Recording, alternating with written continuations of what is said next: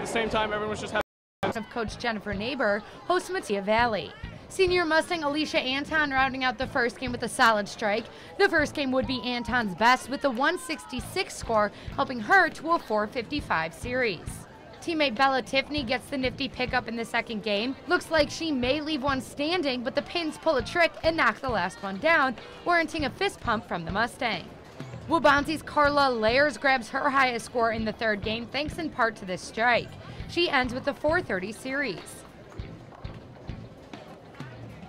Second best bowler of the night would belong to Bay Pays. She would grab a 504 series score after picking up this one pin on her next throw. The Warrior top bowler would be senior Haley Kearney. Her solid form leads to a strike on this throw in a 488 series. We go back to Bella Tiffany for the top series score of the night, picking up her fourth strike in a row and eventually leading her to a 506 series and a Mustang victory. I'd say pretty good. The first game was a little rough, but you know, just remembering how to bowl on different lanes, it's always a struggle. We head back to the Fox Bowl where Naperville North hosts Matia Valley. Both teams call this alley their home, so they know the lanes pretty well. North's Amy Brennan follows up with the strike for the Huskies. These were hard to come by tonight for the orange and blue, but Amy pulled through. To the second game, and Bella Tiffany rolling another solid series. She grabs 2 strikes in a row after this throw to help her to a 539. North keeping pace though, Rachel Child knocks all 10 pins down for the Huskies in game 2. The strikes keep landing for Matia into game 3. Nia Blowy helps the Mustangs pull away with a 134 in game 3 after 2 strikes in a row. The story of the night, though, would be Mustang Sydney Lewis, who rolled a 210 in Game 3. Her first time breaking 200 in competition, and she sealed the victory for the black and gold. I felt really good. I was really excited because I got a 203 in practice, and I was really excited for that to pay off in the meet. Let's hit pause on the highlights and hit play on a Take 5 with Jack Flood from the Warrior Hockey Club, presented by BMO Harris Bank.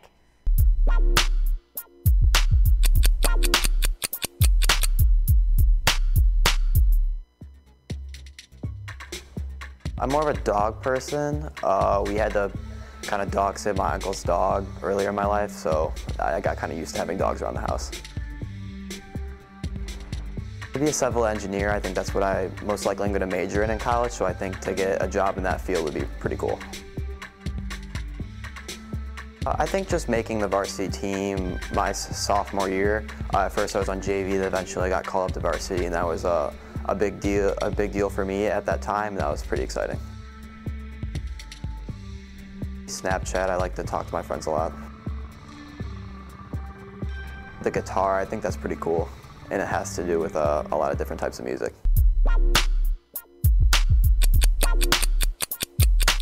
We get another minute break, and then we hit the mats and the pool. Black Rock has grown quickly since its founding less than 10 years ago. At Black Rock, you cook your steak on a sizzling 755-degree volcanic rock to your exact liking. You can also enjoy all kinds of seafood on the volcanic rock, so each piece is seared to perfection and piping hot as you eat it.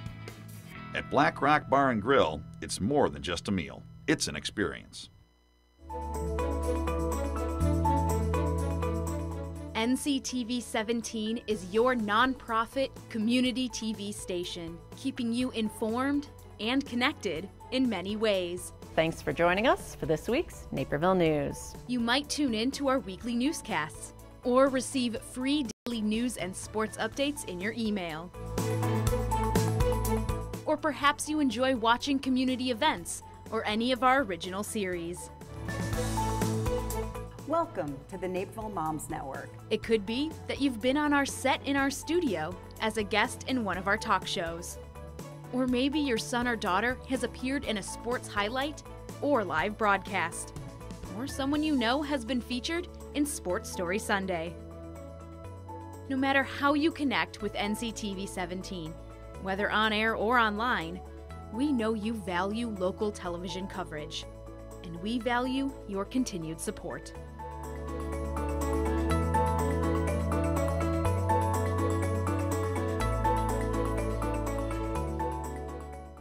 The beginning of the wrestling season is a time for guys to find exactly what works and what weight class they belong in. Let's see how some of our schools are shaping up. It's senior night at Neuqua Valley as they take on the undefeated Naperville Central Redhawks, who are ranked 6th in the state according to IllinoisMapman.com. Add a few more pounds for Sean King and R. Schran at 152. After a scoreless first period, King going to work as he gets 2 points for the takedown and then eventually gets the pinfall to advance Central's score. Now to the 170s with Wildcat Jacob Bowmans against Carson Palmer. Both wrestlers waited out for a bit before Bowmans gets his grip on Palmer for the takedown, and the football team's leading tackler shows no mercy as he wins by pinfall. Neuqua down 38-18 after that match. Another Neuqua football player at the 182 class, Rudy Dudeau against Jackson Punzel. The Red Hawk leads 6-1 in the second and has the Wildcat in the palm of his hands, which Dudeau isn't able to escape from. So Punzel wins by pin, helping Central to the big victory 50-18. I was just trying to finish with a pin, but it was kind of squirming out of there, so I was just trying to rack up the 2 points, see where I can get them, and once I got on my back, I was trying to finish the match, but I couldn't, so I just kept getting those near falls because I knew I could keep getting them. And in the second period, he chose top, I got a reversal, got 2 near fall, and then I got the tech fall. From the mats to the blocks, it's another big crosstown rival diving in at Neuqua Valley. The Neuqua Valley girls swim team just won state a month ago. Now let's see how their boys team is shaping up, hosting a dual meet against Waubonsie Valley. Now on to some races, starting with the 100 fly, and it'll be a no-brainer. Waubonsie's Ayush Deshpande is in the lead at the halfway mark, and he holds on to it to end finishing 2 seconds before anyone else in 51.41 seconds. Same distance, different stroke, this time the 100 free. The field pretty spread out halfway through with 2 Wildcats in the lead, and that's who'll finish in 1 and 2. Connor Boyle in 46.94 seconds and Patrick Jensen in 48.80 seconds. Another close race is the 100 backstroke. This time instead of 2 Wildcats, it's a Wildcat and a Warrior competing. After winning the 100 fly, Ayush Deshpande also takes the 100 back over Connor Boyle in 54.12 seconds. We get one more race to check out, and this is the 100 breast. In one of the further lanes, Warrior Brian Noth takes the lead early and only advances it to finish in 101.57 seconds. But unfortunately, that wouldn't be enough as Neuqua takes the victory. You know, it's like we're kind of like a big family. We've been swimming together through Fox Valley, so we know like the guys at Waubonsie really well. So it's kind of just like a big competition between us. It kind of just makes us better for the end of the season.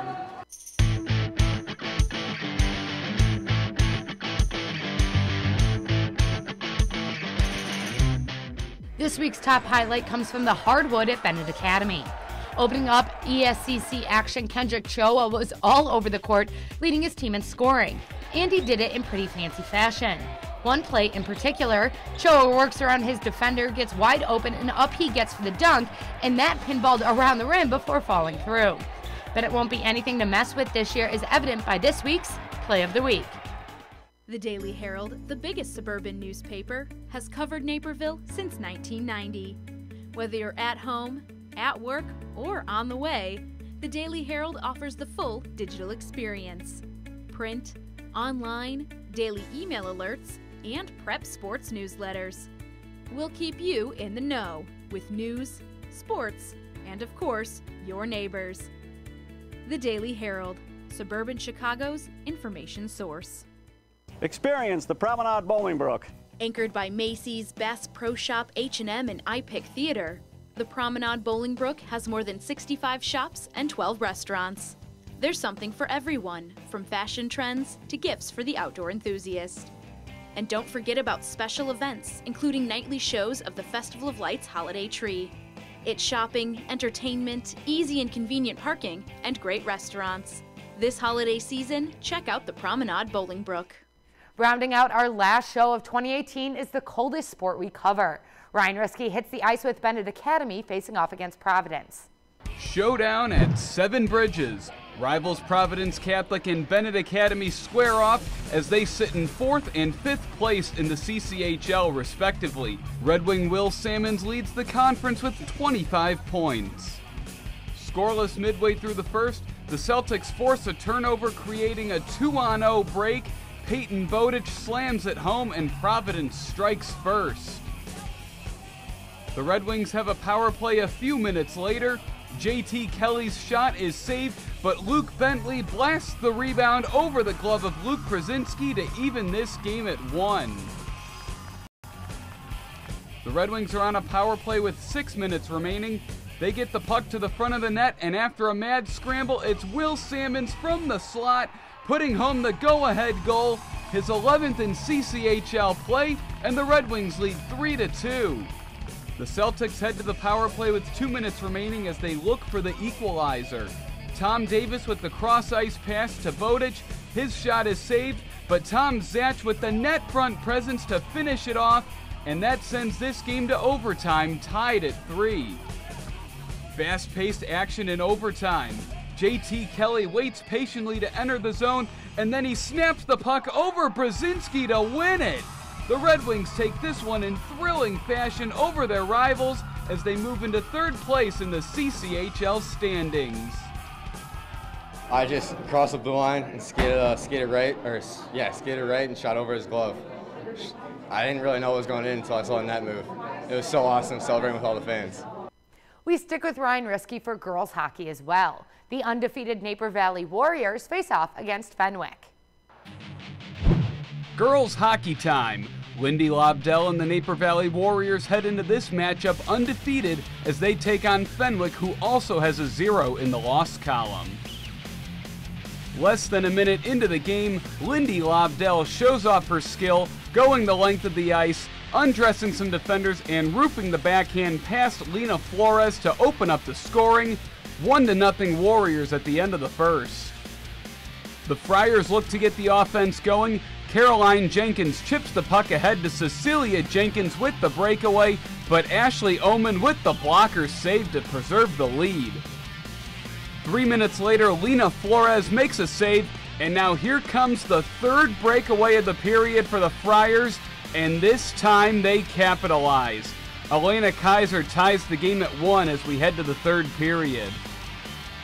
Final seconds of the game, the Warriors try to clear the puck, but Jenkins steps in front and centers to Emily Franciscowicz for the game-winning goal with 2 seconds remaining, and Fenwick hands Naper Valley their first loss of the season. They had a lot of cherry pickers, like everyone was just sitting back, and we had to change our game to that, I guess, and then I think it was just us getting more sloppy, but we'll fix it with practice. With the holiday season comes gift giving and food drives. The District 204 dance squads teamed up for a Toys for Tots drive.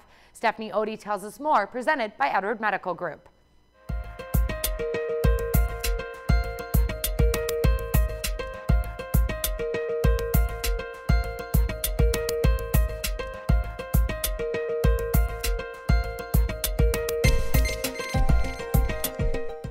The 3 Valley dance teams are coming together to kick for a cause. For the 3rd straight year, the Waubonsie Valley, Neuqua Valley, and Mattia Valley dance teams have been hosting a charity fundraising event. This year, the goal was to raise money for the Toys for Tots program. So we really just wanted to bring all of the girls together to raise awareness for a good cause, and each year we decided to pick a different charity. The Marine Corps Toys for Tots program has been making a difference in the lives of American families for 71 years by providing a sign of hope to economically disadvantaged children during the holiday season. Toys for Tots was started in 1947 by a Lieutenant Colonel to help less fortunate children that might not receive a toy for Christmas. It's been going on since then. We accept new and unwrapped toys to be given to children in our community. The DuPage County alone serviced 27,000 children in the area, so all donations and toys that come into us go right back to the community. And today we accepted a check for $29,000 that will go directly back into the community. We just brought them together to do kicks for raising awareness for Toys for Tots, and it's really fun to see them all in the court, all as one. They each fundraise on their own. They ask family, friends, neighbors to donate any amount of money that they wish to for the cause and for the teams. Although they may be rival schools, the Valley dance teams have forged a unique bond. They have created a tradition that gives back to the community and gifts a child in need this Christmas. A lot of the girls are friends outside of dance and the fact that they're separate schools. So there are big rivals between the schools, but they're sister schools, and that's what it's all about, bringing them together to show their love for dance and show their love for each other. Eventually the goal would be to bring them together and dance together like a full routine, but that might be years down the road, and that's okay too. So anyone that's interested in getting involved with the DuPage County Toys for Tots can go online. They can find us through the National Toys for Tots website, which is toysfortots.com. They can also visit us on our Facebook page, DuPage Toys for Tots. And we're always looking for volunteers and businesses to partner with to meet our goals every year. So, yep. For Naperville Sports Weekly, I'm Stephanie Odie.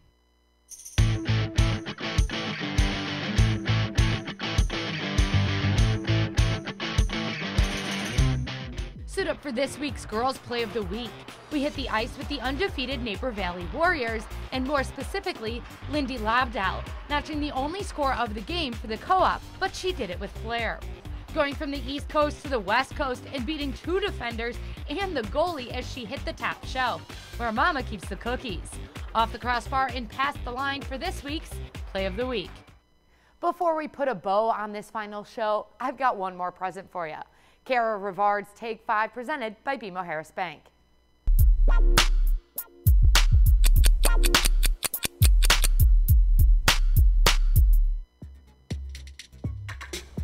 Probably to be a college coach for basketball.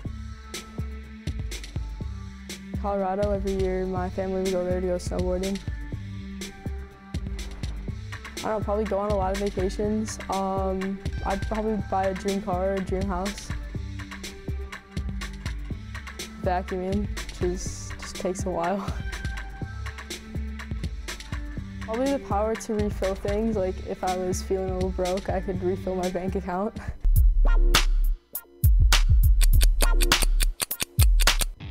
That's a wrap for Naperville Sports Weekly in 2018.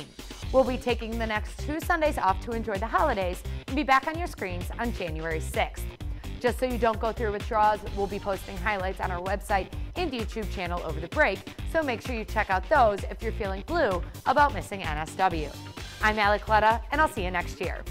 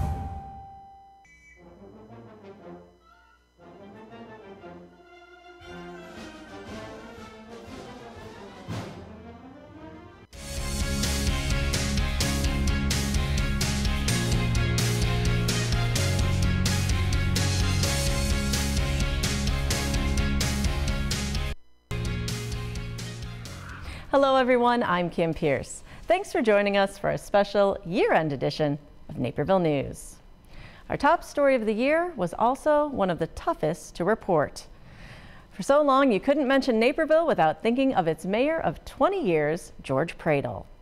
This year, our town lost its biggest cheerleader when the mayor emeritus died on September 4th, just 1 day shy of his 81st birthday. He took over the town as mayor in 1995 at a transformative time and grew along with it, welcoming others to join in and boost Naperville to be its best. Pradel was a Napervillian since the age of 2, only leaving to serve for 3 years in the U.S. Marine Corps. When he returned, he continued his service, now as a Naperville police officer. His nickname became Officer Friendly, thanks to his welcoming manner and many visits to area schools. In 1977, he helped the Naperville Junior Women's Club create Safety Town, becoming the first teacher at the miniature village meant to train children in keeping safe. He went on to run for mayor in 1995, though he had no political background. He won the race, going on to keep his title for 20 years. People wanted to talk to somebody that would listen to them, and maybe they couldn't even help them, but it was just a feeling that they were part of the community. His tenure saw the addition of community outreach directors Krishna Bansal and Bill Liu, the expansion of the East Branch of the Riverwalk, the construction of the Carillon, and the beginnings of the Water Street District. Pradel stepped down as mayor in 2015, but was still a visible presence around town. But his appearances started to dwindle when in 2016 he was diagnosed with cancer. It was a harsh blow, especially as he lost Pat, his wife of 55 years, to the same disease in August of the previous year. His children, George, Gary, and Carol, rallied around him, as did the community. But we'd finally have to say goodbye to the man who was the heart of Naperville for so long, leaving our hearts just a little broken. And Mayor Pradel's passing was met with an outpouring of love and memories from the community. Tributes poured in online, remembering the many shared kindnesses by Pradel. His body would lie in State and City Hall for 2 days, with hundreds showing up to pay their respects. On the day of his funeral, residents and friends lined the streets as a procession wrapped through town, taking the Mayor Emeritus past some of his most treasured spots one last time. He was a friend to all and a treasured supporter of all of us here at NCTV17. He is truly missed.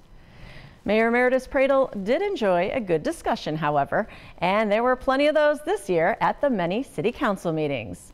Naperville News 17's Casey Krajewski recalls a few of note. The Fifth Avenue redevelopment project dominated Naperville City Council's agendas throughout the year. At the start of the year, Ryan Companies and city staff held several workshops to hear from residents and formed the Fifth Avenue Steering Committee. The city and Ryan requested more formal feedback in the form of a land use survey, which showed the majority of residents preferred buildings with a maximum of 4 stories on most of the sites. Ryan took that feedback and returned in August with 2 concept renderings. In October, the city hired S.B. Friedman Development Advisors to be a third-party advocate for the project. And though Ryan Companies has requested to move to Phase 2 concept refinement multiple times, Council has hit the pause button until questions surrounding commuter parking and the future of the DuPage Children's Museum are answered. Your next step is to wind this down into one working concept. I don't believe you have enough direction from us yet to identify one working concept. City Manager Doug Krieger indicated those answers could come in January. In July, Council okayed Citygate Center North, an event center and hockey rink located near the intersection of Ferry Road and Route 59. That will join Topgolf and Odyssey Fun World, as well as a whirly-ball facility approved in August. This led to some council members referring to the area in northwest Naperville as its new entertainment district. I think the concept is an awesome concept. Can't wait for that to come in. I think that whole area up there is going to be pretty cool with all the entertainment that's going to be available for the residents. Council also worked through an animal care ordinance, and though there was discussion about a warranty for animals purchased from pet stores, that ultimately was not included. The ordinance did include other protections for animals, including a requirement for shelters and pet stores to microchip pets, and putting in penalties for leaving animals in vehicles during extreme weather. For Naperville News 17, I'm Casey Krajewski. Something that never made its way to council this year was the proposal for a new Polo Club subdivision. Our own Blaine Irwin follows that story's development.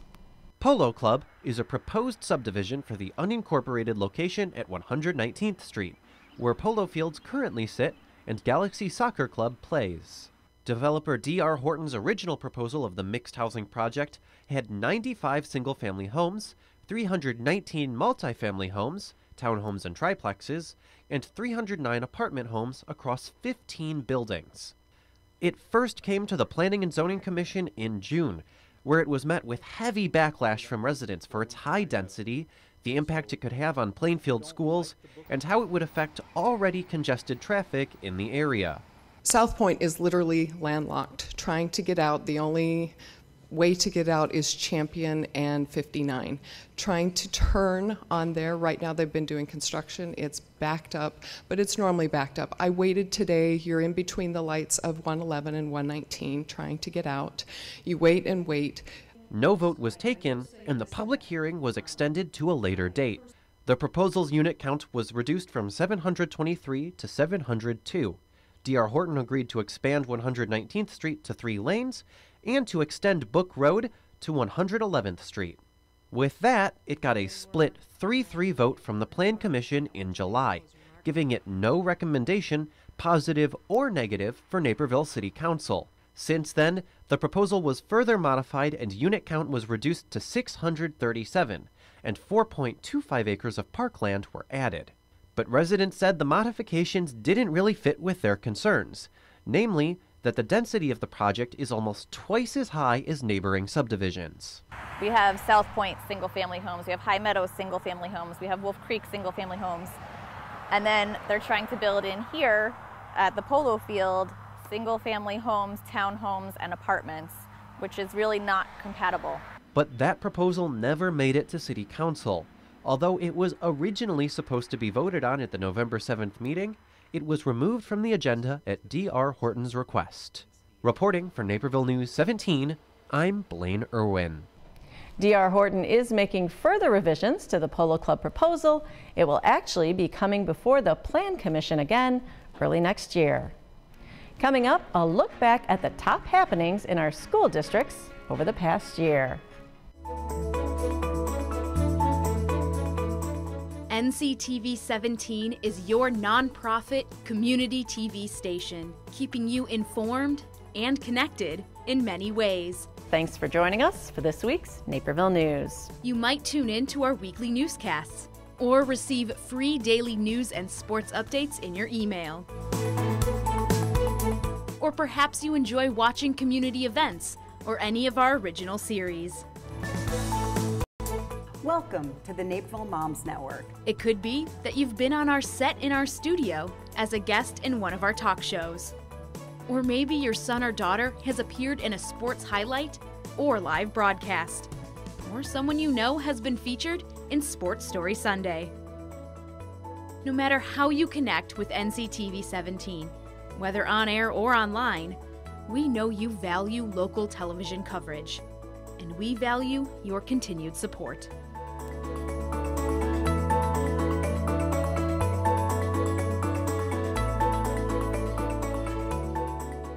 This year, our schools saw an uptick in activism as students united behind the survivors of the Parkland school shooting, rallying for change in gun laws. At 10 a.m. on March 14th, students across Naperville joined students across the country for National School Walkout Day.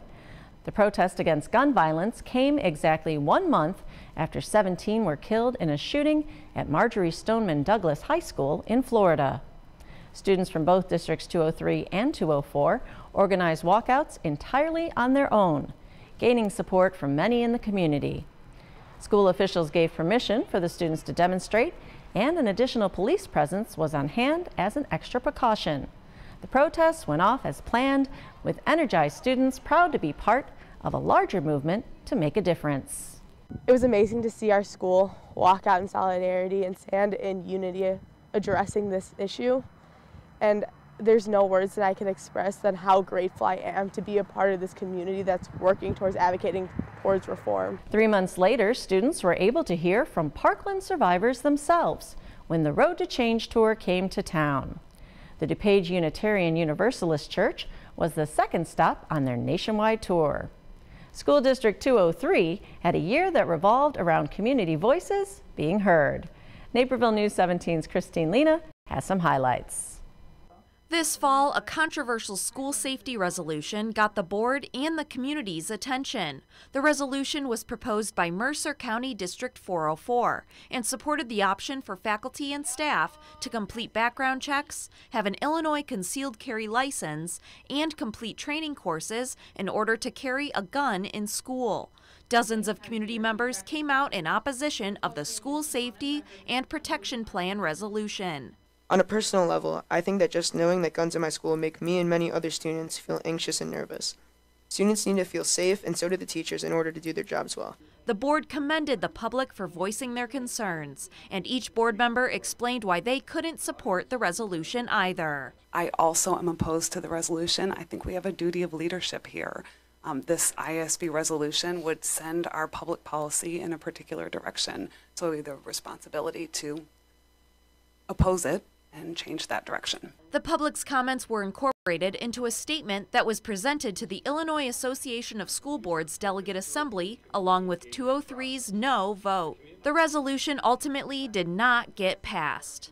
Other voices were heard this year, as one father and coach of a former Naperville Central softball player said it was time to level the playing field.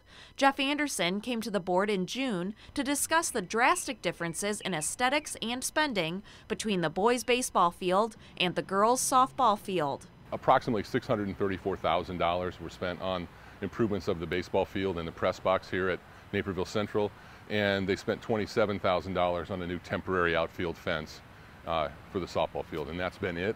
The Naperville Park District owns the softball field property at Knock Park, and the school district leases the use of it. The board passed an intergovernmental agreement so the Park District can allow the school district to make the necessary improvements, which the board has budgeted around $800,000 for. The updated field could be completed in the summer of 2019. And 203 took many top honors this year, including Naperville North High School getting recognized as a National Blue Ribbon School, making it one of just 24 in Illinois to receive the honor. Niche.com also named the district the third best in Illinois. Reporting for Naperville News 17, I'm Christine Lena. School District 204 spent much of 2018 thinking about improvements for their future. Naperville News 17's Blaine Irwin tells us more.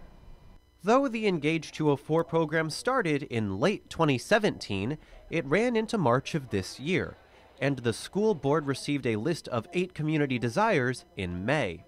In order of most to least popular, those changes are reducing class sizes, completing deferred maintenance projects, increasing teacher salaries, hiring additional support staff, improving school safety with new locks and intercoms, finding space for the alternative high school and STEPS program, completing elementary air conditioning, and increasing capital maintenance spending to the recommended level.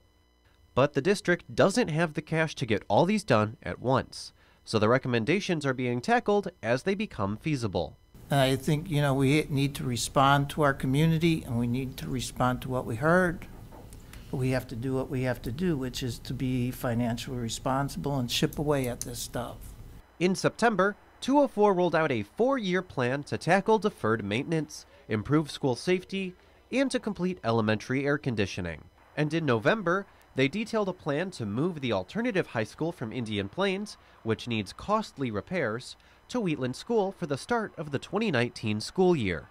That move is possible because 204 purchased a new building at 1250 Shore Road to serve as the home of the Operations and Maintenance Department, which has used Wheatland for the past several years.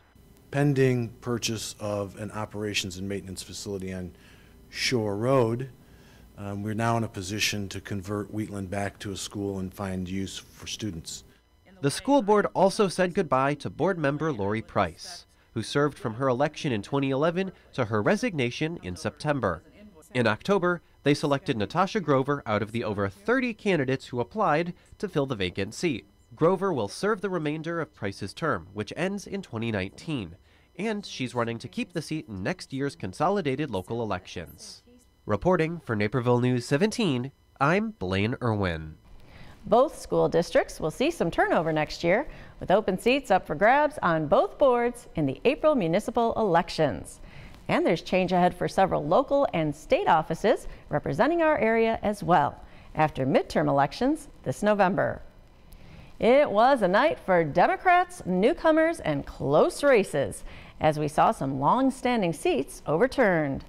Democrat Lauren Underwood unseated four-term Republican Randy Hultgren in the 14th Congressional District, becoming the first African-American and woman to hold the office. Democrat Sean Casten took over U.S. House District 6, ousting six-term Republican Peter Roscom. Democrat newcomer Ann Stava Murray won the 81st Illinois House District seat from David Olson by a small margin. And in a race that came down to the very last votes, both provisional and mail-in, Democrat newcomer Laura Ellman edged out incumbent Republican Michael Connolly for the Illinois Senate 21st District seat. Republicans would keep their seats in the 41st Illinois Senate District and the 41st Illinois Representative District, and also won the 42nd Representative District. Up next, we head to the parks and new additions that have come to town. We tell everybody's stories big and small. Everybody's story matters to us, and it comes in a variety of shapes and sizes, and that's what makes it so special. We don't always need a big story. Sometimes we want a story that makes us laugh. Sometimes we want a story that we relate to. Sometimes we want to cry with that story. But more importantly, we want to hear the stories about our people in the community.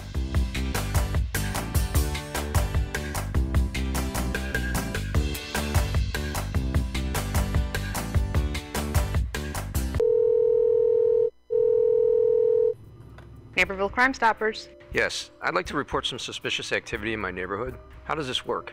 Yes, thanks for calling. Your call is anonymous, and I'll not ask for your name. Instead, you'll be identified by tip number. In a few weeks, call back with the tip number you received, and I will let you know the status of your tip.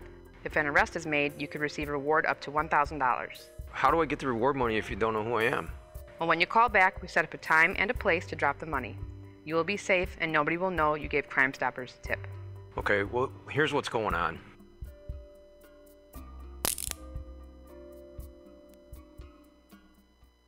The investigation into Mosier Tower's condition finally concluded this year. A structural examination that was done back in 2015 revealed that the 160-foot tall tower needed up to $3.5 million in repairs.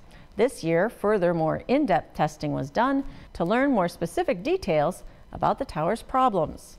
That testing revealed the tower is structurally sound and in serviceable condition, but it will continue to deteriorate if no action is taken.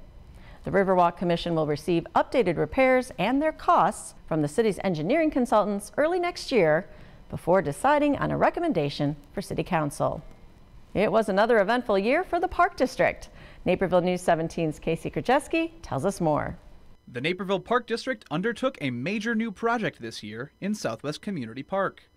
The Park District and Upland Design, the developer on the project, put out a survey and held a public input session in April to determine what residents wanted to see in the park.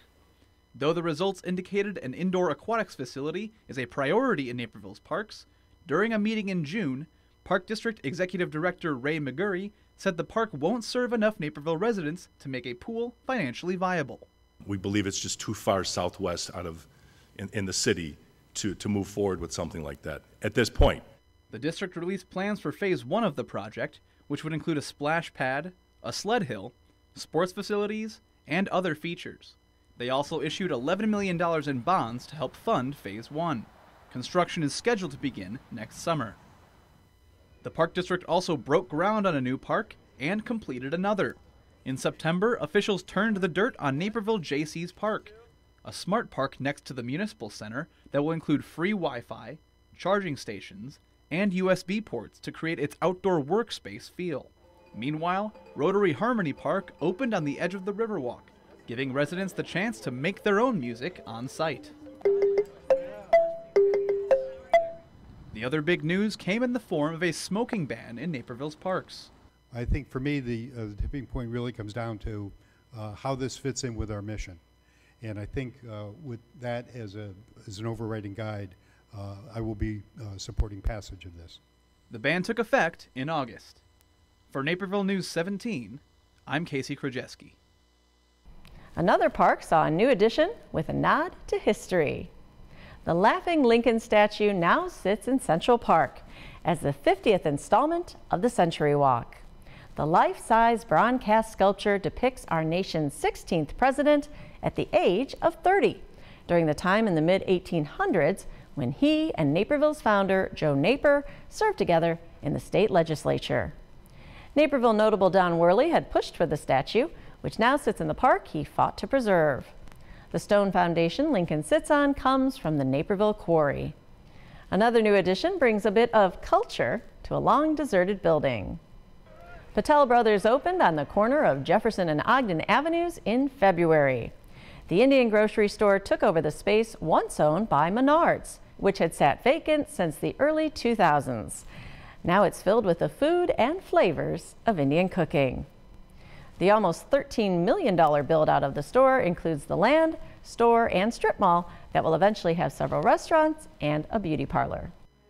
After the break, we'll take a look back at the champions from the local sports scene from 2018. Give the gift of downtown Naperville. Treat someone special to a great shopping, dining, or spa experience with Downtown Naperville gift cards. Good at more than 150 businesses. Purchase them at 4 convenient locations or online and have them mailed directly to the lucky recipient. Best of all, there's no purchasing fee. Just choose an amount and send. It's that easy. The perfect gift for anyone at any time. BlackRock has grown quickly since its founding less than 10 years ago. At BlackRock, you cook your steak on a sizzling 755-degree volcanic rock to your exact liking. You can also enjoy all kinds of seafood on the volcanic rock, so each piece is seared to perfection and piping hot as you eat it. At Black Rock Bar and Grill, it's more than just a meal. It's an experience.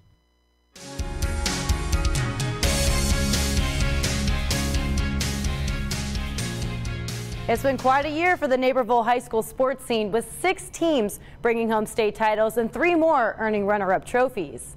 Starting back in March, the Warriors Hockey Club took a trip up to the United Center for the first time since 2014 to compete in the combined state championship tournament, where they brought home the 2nd place trophy. Next, it would be the Naperville Central boys water polo team, who was ranked in the top 3 for most of their season. They competed against Fenwick and won handedly, 13-5, to raise the championship trophy. Also in the spring, 2 Naperville North girls teams brought home trophies, with the badminton team placing 2nd at state and the track and field team taking 1st place behind a dominant performance from hurdler Hallie Bieber. Neuqua Valley got a taste of winning state titles in the spring thanks to their boys track team bringing home the state title for the first time in school history. The boys volleyball team placed as the state runner-up, which is the best finish in program history. Now on to the most recent titles from the current school year to round out an epic year of sports. The Naperville North girls cross country team three-peated as state champions down at Detweiler Park. The Naperville North boys soccer team also three-peated as state champions at Hoffman Estates. Both of these historic finishes happened on the exact same day.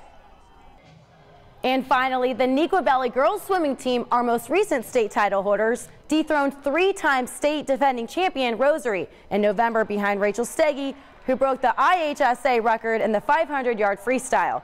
It was the first state championship for the Wildcat girls swim team. North Central College also brought home plenty of hardware on the national stage in 2018. In the spring, the men's outdoor track and field team came just a single point from winning the national championship, but still earned the runner-up trophy. This fall, the women's triathlon team repeated as the Division III national champions, giving the Cardinals 2 national titles in just 3 seasons as a program. And the North Central men's cross-country team dominated the national meet again, winning the national championship for a 3rd straight year. Drewville Patel finished his senior year by winning the individual title as well. With all the history made in Naperville sports in 2018, we can't wait to see what 2019 will bring. Back to you, Kim. Thanks, Stephanie. New episodes of Naperville Sports Weekly return on January 6th. Our police force came out in force this year with a new campaign called A Safer Naper, offering tips each month to help keep our residents better protected. But our first responders did a pretty stellar job of that on their own, racking up some amazing rescues in their work this year. Naperville firefighter paramedic Carl Schultz took a life-saving plunge this April when a car entered a retention pond off of Winding River Drive. The car's occupant was able to get out of the vehicle, but was clearly still in trouble. Schultz dove in, grabbed the man, and pulled him to safety. He didn't learn his name before the man was taken away for medical treatment, but extended this offer. If I do meet the gentleman, he and I are going to head over to the Y, and we're going to learn to swim together. This heart-stopping video from May captured our next rescue. A toddler got out of the house unbeknownst to his parents and was running alongside Route 59. That's when Sergeant Anthony Menino spotted the youngster just north of North Aurora Road, parking his car and pulling the child to safety. Menino was presented with the Naperville Police Department's Life-Saving Award for his act of heroism. When Officer Matt Manuth pulled up to the scene of a car accident on Memorial Day, he discovered that it was a deer that needed rescuing. A pregnant doe had been struck and was giving birth. Though the doe passed away, thanks to the help of Manuth, her fawn made it through. Oaken Acres Wildlife Center took her in, mended her leg, which had been broken in the collision, and nursed her back to health. And that's it for our year in review. Thanks so much for watching. We look forward to bringing you more stories in 2019. This week's Naperville News 17 is brought to you in part by the following sponsors.